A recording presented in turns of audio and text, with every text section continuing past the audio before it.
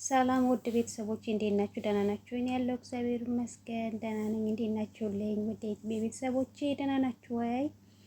ዛሬ ጓደኞቼ ጋር ሄጄ ነበረና የቀረጽኩትን ቪዲዮ ቆይ ልላክላችሁ፣ ያኔ ላሳያችሁ፣ ታዩታላችሁ ቀጥሎ የሚመጣው ቪዲዮ እና ላይክ፣ ሼር፣ ሰብስክራይብ ማድረግ እንዳይረሳ። ባይ። በጣም አስቸጋሪ ነበሩ። ያኔ ይገርፋት ነበር ምናምን ከሌሎቹ ልጆች የኔ አግንተም ብሎ አግለለው ነው የሚያወጣ። አላቅም የልጅ ልጅ ሆናባቸው ይሆን የኔ ልጅ ያልኩ ያኔ ለብቻ ወልዷት ይሆን እኔ የማውቀው ነገር የለም። ግን ሰፈሪ ሰው ናቸው እና ሳውዲ አረቢያ ሄዳ 4 አመት ሰራች። ሳውዲ አረቢያ ስትሄድ ይዛ ሄደችው አካውንት ያባቷን ነው ያኔ በአባቷ ስም ነው የተከፈተው፣ በሷ አልተከፈተም። ከዛ ስትመለስ 4 አመት ሰርታ ስትመለስ ምንም ነገር የላትም፣ አጥፍቶታል ብሩ ያስገባችው ብር ምናምን አጥፍተውባት ምናምን ማለት ነው። ከዛ በኋላ ተመልሳ ተበደርና ከቤተሰቦቿ ተጣልታ ማለት ብሩን ስላጠፉባት ተጣልታ ተደባድባ ሁሉ ነው የመጣች። ተመልሳ እዚህ ትመጣለች ዱባይ። አሁን 11 አመት ሞልቷል እዚህ ዱባይ በነገራችን ላይ 11 አመት። አዎ። ከዛ ግን አሁንም ስትመለስ አካውንት ደብተር አልከፈተችም። በራሷ ስም ያደረገችው ነገር የለም። በቃ አላቅም ነው ልጅቷ ምን ድንጋይ እንዳደረጋት ራሱ አካውንት በራሷ ሳይከፈት የራሷ ችግር ነው። እኔ መቤቴን ያላቀው እኔ ለራሴ ራሴ ጥያቄ እንደውም ሁለተኛ ማውጣቱ ግን የመጀመሪያ እኔ ራሴ ስሜ ካልከፈትኩ ማንንም ያምኜ ነው ማብራሃን ያለው። ከዛ ልጅ አሁን ለቤተሰብ ትልካለች ብር ያኔ ለቤተሰብ ለሁሉም ነው የምልከው ታውቂያለሽ። ወንድሟ ለእህቷ የፀጉር ቤት ከፈተች ለአንድ እህቷ የሱቅ የልብስ ሱቅ ከፈተች። ለአንድ ሱቅ ደግሞ የሸቀጣ ሸቀጥ ሱቅ ከፈተች። ከዛ ደግሞ ለወንድሟ ያገባ ነው ባለትዳር ነው ልጅ አለው። ግን ብር ትልክላታለች 50-60 ሺህ ብር ነው የምልክላት። አሁን እሷ ቦታ ገዝታ ነበር። የገዛችው ቦታው በስሙ በእህቷ ስም ነው። እሷ ምንም አይነት ነገር ለህ በስሟ ማለት ነው። ከዛ አሁን ወንድሟ ልመጣ ነው በቃ ከዚህ በኋላ በዓል አገሬ ላይ ነው የማከብረው ትለዋለች። እዛ በኋላ ምን ልትሰሪ ነው የምመጪው? ምን ይዘሽ ነው የምመጪው? ዲቃላሽን ይዘሽ ነው የምመጪው ብሎ ዲቃላ ይዘሽ? አዎ ዲቃላሽን ይዘሽ ትመጪ ነው ብሎ ይላታል።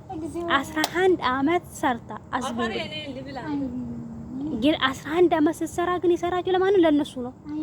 5 ለራሷ ሳታስቀምጥ ማለት ነው። እኔማ አንዳንዴ አንቺ ዝም ብለሽ የሰራሽ እንደሰጣችሁ አስደግሙብሽ እንዴ ያልኳት ግራ ገብቶኝ ማለት ነው። እንደምን ልበላት ተደግራ ገባኝ። ሰው 15 አመት አንድ ላይ አጠቃላይ ማለት ነው 15 አመት ለቤተሰብ ብቻ ይኖራል እንዴ? እና ድንጋይ ራስ ብትሆን እንደሆነ አላውቅም። እና አሁን የበዓለታ እንደዚህ ይላታል። የበዓል ፋሲካ ቀን ከዛ ልጅቷ ጭንቅላቷ እብድ ትሆንልሽና ራሷን ለማጥፋት ከፎቅ ላይ ለመወርወር ሞተች። አራል ሞተችም። እሱማ ምን ትወረወራች? ተወረወረችው። ከዛ ደግሞ እዚህ የምትሰራባቸው ሰዎች ምን ይሉሃል መሰለሽ? አንቺ እኮ እናት አባቶችሽ ራሱ አይፈልጉሽም፣ ሰው አይፈልግሽም። ሰው ቢፈልግሽ ኖሮማ ከኛ ቤት ትሄጂ ነበር። 11 አመት ስለሰራች እዛ ቤት ውስጥ ጣልተዋት አልፈለጓትም። ገባሽ? በቃ እንድትሄድ ይፈልጋሉ። አንቺ ማንንም የጠላሽን እኛ አይደለብን እንዴ? ከዛ ሰራተኛም ሲመጣለች አዲስ ሰራተኛ እሷ እኮ ቤተሰብ አይፈልጋትም፣ ታበላሻቸዋለች፣ ከሷ ጋር ትሆኑ ይሏቸዋል አለች። እናቴ ለምልሽ በዚህ ላይ በቃ የሆነው ባልሆነው ትጮህብኛለች አለ፣ ትናገርኛለች አለ። በቃ ደነዘዝኩ አለች። አሁንማ በቃ ምንም ኖርማል ወሬ ነው አለች የሚመስለኝ። ምንም ነገር ብትለኝ በቃ የሆነ ልምድ ታውቂያለሽ፣ እንደዛ ለመድኩት አለች። ግን አንቺ አልኳት በፊት ተማሪ እያለሽ ታውቂያለሽ እንዴት እንደሆንሽ፣ ቤተሰብ እንዴት ሲገርፍሽ እንደነበር፣ ከእንደገና ደግሞ ከሌሎቹ እህቶችሽ ለየት አድርገው እንዴት እንደሚያዩሽ እንደነበር፣ ከእንደገና ለሊት ተነስተሽ ስራ ሰርተሽ ትምህርት ቤት እንደምትሄጂ በጣም ብዙ ነገር ነው ስለሷ አውቃለሁ። ለምን የሰፈር ልጅ ስለነበረች በጣም ብዙ ነገር በቃ በጣም ነው የምትበደል። ከትምህርት ቤት እንኳን ስንመጣ እህቶቿ ቀድሟ ትንሽ ሰከንድ እንኳን ቀድሟ ከገቡ የታባሽ ነበርሽ ተብላ ትገረፍ ነበር።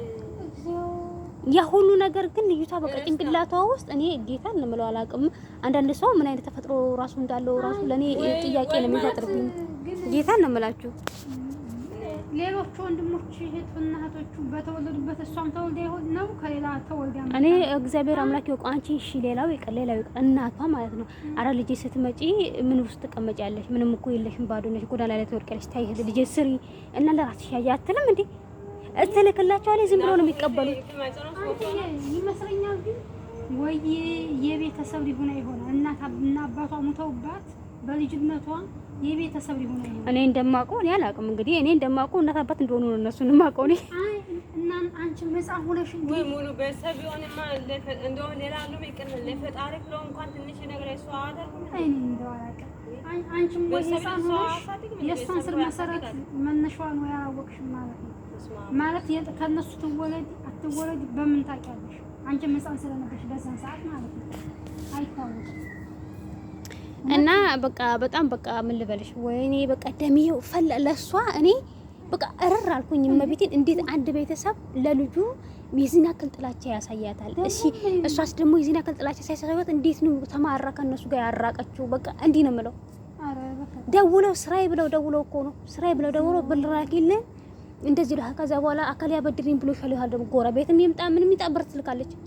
አካሌ ብር አበድሪኝ ብሎሻል፣ ያጎትሽ ልጅ እንደዚህ ሆኗል፣ ያጎትሽ ልጅ በዚህ ገብቶ በዚህ ወጥቷል።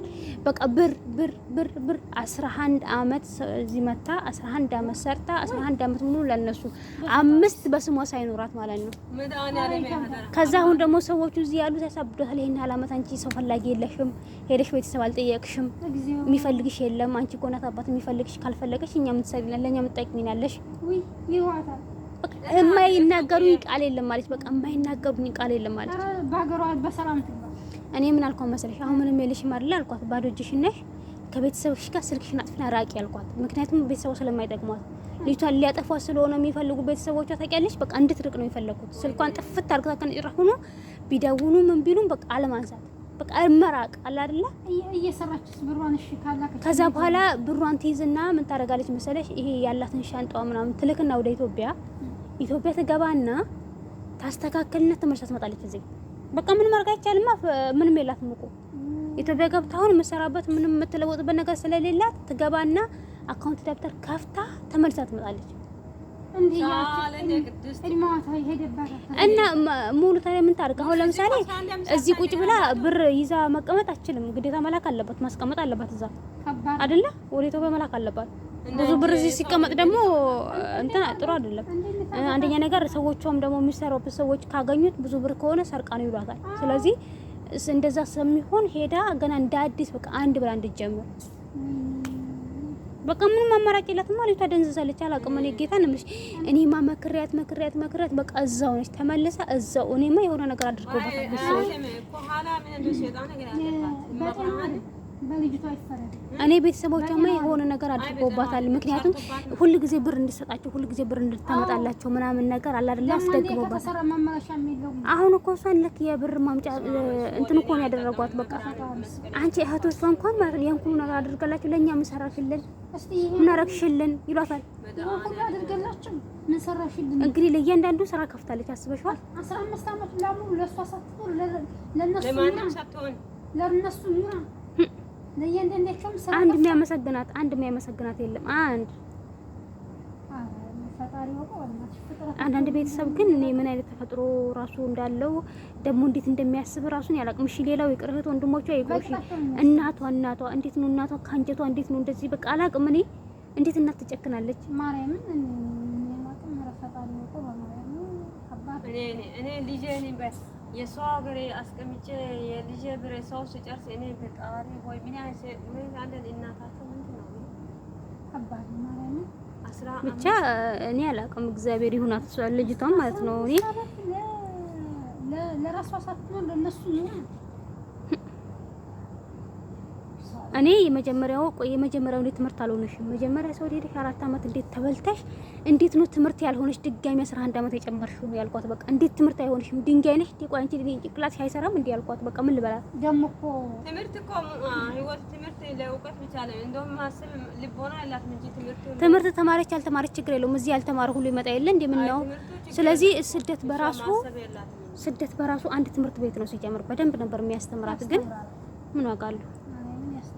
ነው ስደት በማርያም ምንም ማግባት እንደው ሀፍል የማይቆጥረው እዚህ ራሱ መጥቶ በሶሻል ሚዲያ እንኳን አይማርም። አንዳንድ ሰው በቃ ይደነዝዛል። ገባችሁ? ይደነዝዛል። ድንዝዝ ነው የሚለው ጌታን ነው የምላችሁ። ማርያምን አጋን ነው በኢየሱስ ምንድን ነው ክርስቲያናት ምንድን ነው?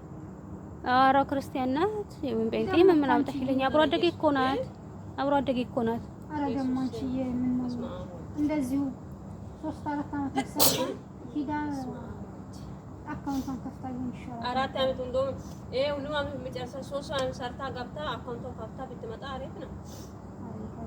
አንዳንድ ጊዜ በቃ አንዳንድ ነገሮች ያደነዝዙሻል አይደለ? የሆነ ስለምጃቸውና ልክ እንደሱ ሲሆኑብሻል አይደለ? የሆነ አሁን ሱስ ስለምጁ ለመተው በጣም ነው የሚከብድሽ። እኔ እንደዛ ነው የሚመስለኝ። እኔ ግን ወንድሜ አይደለም ቃላት ተናግሮኝ ይቅርና እንደው የሆነች ኮስተር ብሎ እንኳን ቢናገረኝ በስመ አብ ወልድ ጌታን በጣም በቃ እንትን እምለው ወይ ኧረ ደግሞ